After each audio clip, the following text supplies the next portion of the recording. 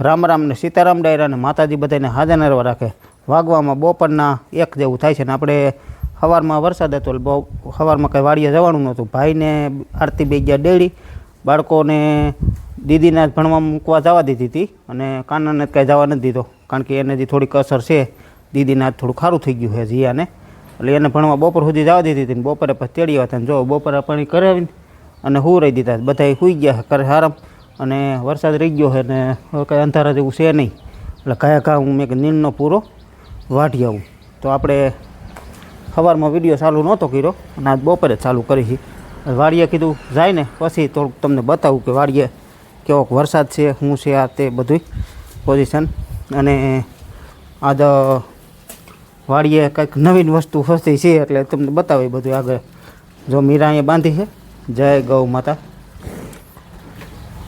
જય ગૌ માતા, અને નંદીને તો અહીંયા અંદર લઈ લીધો છે, એટલે ટાઢપ ઠંડો પવન બહુ છે હમણાં, ને કાંઈ બહાર બાંધતા ને તો બિચારાને ઠંડો પવન લાગે કે કારો થઈ જાય ખોટો, વળી ખોટો બીમાર પડે તો, અને પાછું અત્યારે છે ને થોડોક લંપીની અસર ગામમાં ક્યાંક ક્યાંક દેખાડે છે, એટલે લંપી જે આપણે લંપી વાયરસ હતો ને એ 3 કોરા પહેલાં આવ્યો હતો, એટલે ઘરઘરાઉ પશુને નથી પણ હજી રખડતા પશુ હોય ને એને ક્યાંક ક્યાંક અસર બતાવે છે, એટલે ટૂંકમાં આપણે જેટલી સેફટી રાખીએ એટલા સારું રહીએ, બાકી તો વાંધો નથી। આપણે તો પહેલાંય ગાયું હતી પણ જ્યારે લંપી આવ્યો ત્યારે પણ તે કંઈ થયું નહોતું, અને ભગવાન કરે ને અત્યારે કોઈને કાંઈ ન થાય અને બધાના પશુ એમને સહી સલામત રહે, એટલે આપણે તો એ જ પ્રાર્થના કરીએ। બાકી લંપીમાં ઘણા પશુ મૃત્યુ હતી પામ્યા હતા, જેમ કોરોના વાયરસ હતો એવી રીતનો આ ટૂંકમાં એક વાયરસ હતો, એટલે એ વાયરસમાંથી ઘણાય બચી ગયા અને ઘણાય નહોતા હોતી બચ્યા, એટલે પશુની ખાસ સંભાળ લેવી એ થોડુંક આપણે રાખવું પડે એમ।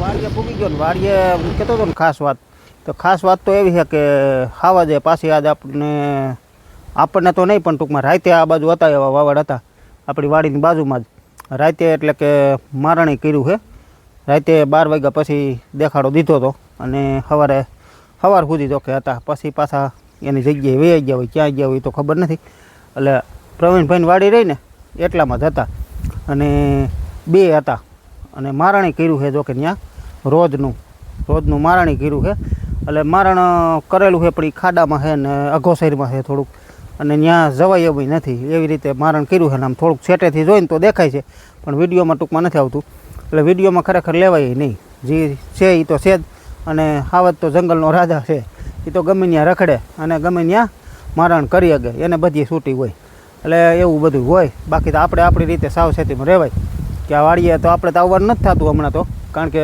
રખોલું કાંઈ છે નહીં છે એનું, બાકી વાડીએ જે આવતા હોય તે આપણે આપણી સેફટીમાં રહેવાય, બાકી તો એ એની રીતે રખડતા હોય, જનાવર છે ભાઈ એની રીતે રખડતા હોય તો એની રીતે રખડવા દેવાય, બાકી એને સારા કે એવું કંઈ લખણ આપણે ન ઝરકાવાય કે જેથી કરીને એને કંઈક ખીજ ચડે ને આપણી પાછળ દોડે, એવું કાંઈ ન કરાય ટૂંકમાં।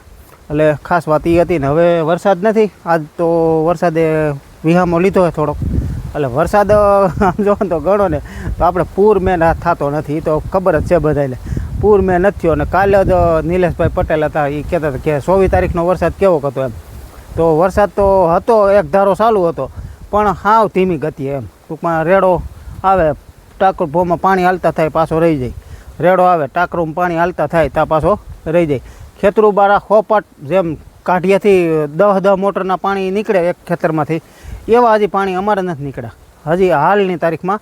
વરસ આમ આખું વરસ ગણો ને તો ચોમાસાના 2-2.5 મહિના પૂરા થઈ ગયા, આમ તો 2.5 મહિના પૂરા થવા આવ્યા પણ તોય છતાં હજી ખેતરું બારા પાણી ક્યારેય નીકળ્યા જ નથી હરખા જોઈએ એવા, અને ડેમમાં થોડુંક પાણી આવ્યું છે એ આજે આપણે ધણકેળાનું ટાકળભોનું એ પાણી આવ્યું હોય એ થોડુંક આવક થઈ છે એ પણ તમને બતાવાય, પણ એ બતાવું એની પહેલાં આપણે છે ને જે કામે આવ્યા ને એ પહેલાં કામ કરી લઈએ આપણે, પછી ટૂંકમાં આપણે વિડીયો શૂટ કરીશું જે કામે, એટલે કે ખડનો પૂરો વાટવો છે મીરા સારું, બાકી બીજું અત્યારે કાંઈ કામ થાય એમ છે નહીં, ખેતરમાં ગારો છે, દવાઈ છાંટાય એમ નથી, ખાતરે નખાય એમ નથી, કોઈ વસ્તુ નીંદાય એમ નથી, બાકી તો કામ છે, કપાસમાં ખાતર નાખવું છે, દવા છાંટવી છે, એવું કામ છે, પણ એ હવે બેદી કાંઈ થાય એમ છે નહીં, એટલે એવું બધું છે. ને આપણે જો પાછું થોડુંક શાકભાજી અહીં પાછું વાવી દીધું છે.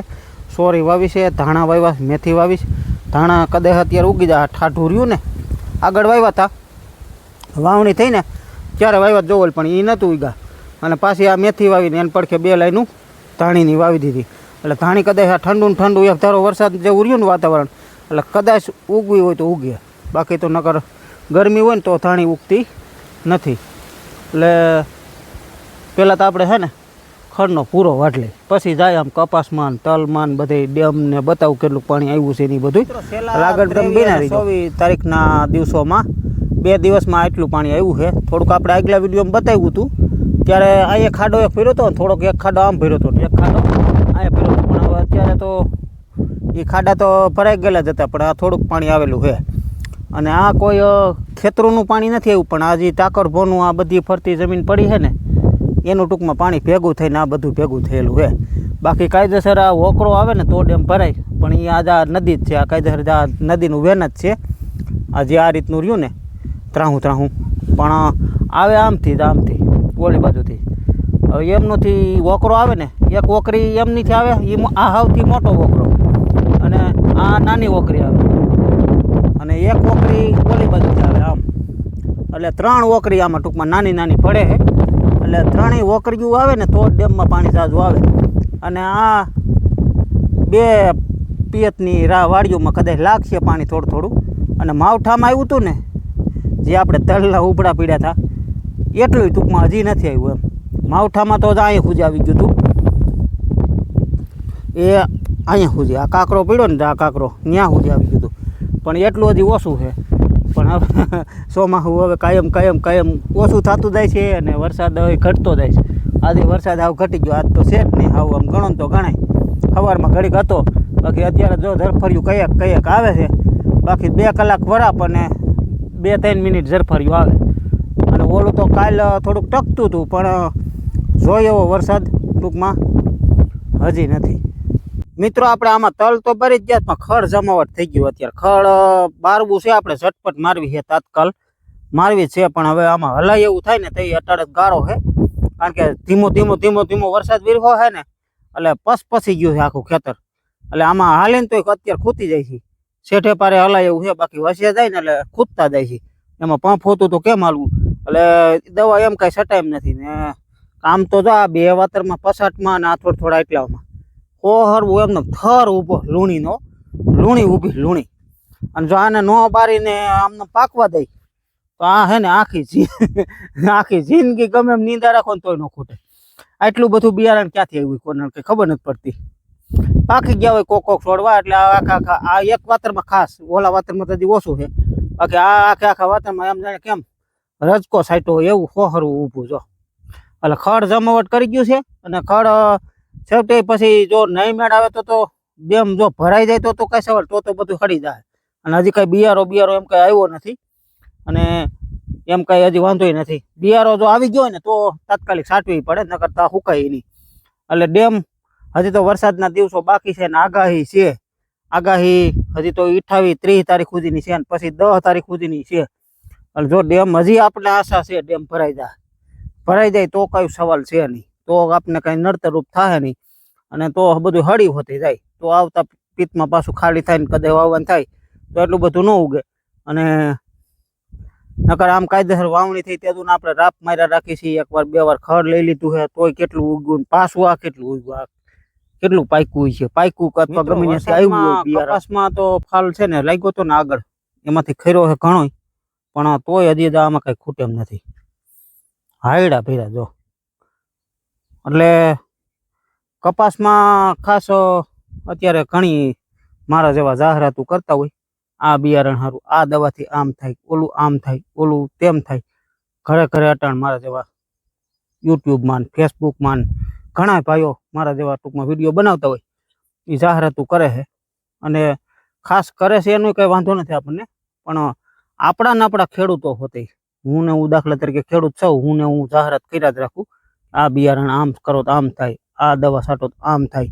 ભલે હાસી દવા છે, હાસું બિયારણ છે, એની તમે જાહેરાત કરજો, બાકી ખોટી વસ્તુની છે ને જાહેરાત કરવાનું કરતા હોય તો બંધ કરી દેજો. અને નકર છે ને ઉઘાડ પગારના જો હાઈ લાગશે ને તો ક્યાંય ના નહીં રહ્યો. એટલી એક તમે વાત સમજી લેજો. બાકી ખેડૂતો કેટલી મહેનત કરતા હોય એને આપણે બટકાવવાનું કામ કરી દઈએ. બાકી કોઈ વસ્તુ એમ કહેતા કે આ બિયારણ આવું હોય થાય, આ દવા છાંટો તો આમ થાય, આ ખાતર નાખો તો આમ થાય, એ બધું આખરે કુદરતના હાથમાં હોય. વાતાવરણ અનુકૂળ આવે ને તો બધું થાય. આ કપાસમાં ને આપણે ઉપલા કપાસમાં 50% ડિફરન્સ રાખ્યો છે ખર્ચામાં. ઓણ શું કરવાની કે આ ડૂબી જાય છે આપણે, પણ તોય છતાંય છે ને ભલે ઓના કરતાં થોડોક આ કપાસ ઓમ છોડવે ને એમ નબળો હોય, બાકી કલરમાં અને ફ્લાવરિંગમાં, ઝીંડવામાં કોઈ વસ્તુનો ફેર નથી. આમાં પાયામાં 4 વીઘામાં 1 થેલી NPK 12-32 છોડ નાખ્યું હતું અને 1 થેલું યુરિયા નાખ્યું હતું. એ 4 વીઘામાં 1 થેલી 45 કિલો. બાકી બીજો આમાં 2 રાઉન્ડ દવા નાખી રહ્યા અને ઓમાં તો 2-3 વાર યુરિયા નખાઈ ગયું અને દવાના રાઉન્ડ 5 લગભગ થઈ ગયા. આમાં 2 જ થયા, એટલે ઓના કરતાં ડબલ ટૂંકમાં આના કરતાં. એટલે આના કરતાં ખર્ચો ઓમાં ડબલ છે, પણ તોય ફ્લાવરિંગમાં બધું એક જ હરખું છે. જેમ આમાં ખરે છે એમ ઓમાં ખરે છે. એટલે ખર્ચાથી દવાથી થાય એ બધી વાત ખોટી છે. બાકી કુદરતને દેવું હોય ને તો ઓટોમેટિક થાય. એટલે કોઈ પણ ભાઈ આવી જાહેરાત કરતા હોય કે આ દવાથી આમ થાય તો પહેલાં ખેડૂતનું વિચારજો, પછી જાહેરાત કરજો. બાકી તો કપાસ ખાતર વૈનાનો હોતે થાય. જો આ તમે જુઓ, હજી અત્યારે ફ્લાવરિંગ એટલું હોય, ગમે એ છોડવામાં જોઈ લો તમે. અને એ લોકો તો પાછા શું કરે, પાન કાપી નાખે. આ પાન કાપીને અને છોડવો ખુલ્લો કરે. હવે આખા ઘેરામાં એ રીતે હોય તો બરોબર, બાકી ખુલ્લા છોડવામાં તો હોય જ. હવે આ છોડવામાં આમ તમે આપણે પાન કાપી નાખો તો કેવો મસ્ત લાગે. બાકી આખા ઘેરામાં આ રીતે એ રીતે બતાવો ને તો ખ્યાલ આવે બધા ખેડૂતોને. અને માંડવીને હારા છોડવા ઉપાડીને લઈ આવે અને એમાં પાછા મૂળ હોત કાપી નાખે. એટલે એ લોથો એક તમને કેટલા છોડવા ભેગા કર્યા હોય હાકડાઈસમાં અને આમ પોપટાનો લોથો બનાવે અને પછી બતાવે તમે જોઈ લો કે ઘૂઘરા. એટલે આપણને તેમ થાય કે આ દવા અટાણે જ મગવી લે, અટાણે છાંટી દઈ. એટલે આવું ખેડૂતોને હે ને ખોટા રસ્તે લઈ જવાનું બંધ કરજો. બાકી હાસી દવા હોય, હાસી માહિતી હોય એ આપજો, એનો કોઈ વાંધો નથી. બાકી ઉઘાડ પગારના હે ને હાઈ ન લેતા, મને એટલી ખબર પડે. ઉઘાડ પગાર એટલે કે ઉઘાડ પગે મહેનત કરે ખેડૂતો, એમને નથી થતું. અને એને ખોટા રવાડે ચડાવી દઈને ખોટા ખર્ચા કરાવી નાખીએ આપણે તો કોઈ ભવે સુખી નહીં થાવ, એટલું યાદ રાખજો. એટલે આવા શબ્દ મારે કહેવા ન જોઈએ, પણ હકીકતમાં તો કોઈ કહેતું નથી ને એટલે કહેવા પડે છે. બાકી અત્યારે જાજા છે ને જાહેરાતું વાળા થઈ ગયા છે, એટલું તમે જરાક યાદ રાખજો. બાકી છે ને જો આ તમે ફ્લાવરિંગ જો બધું છે ને એમને છે અને ખર્યું છે હોતે એમ આપણે નથી કહેતા કે નથી ખર્યું. બાકી કોઈ એમ કહેતા કે દવા છાંટો ન ખરે તોય ખરે. જો આ સાપુ એટલે હકીકતમાં તો આમ છોડની છે ને કેપેસિટી 12 ફાલ હતા.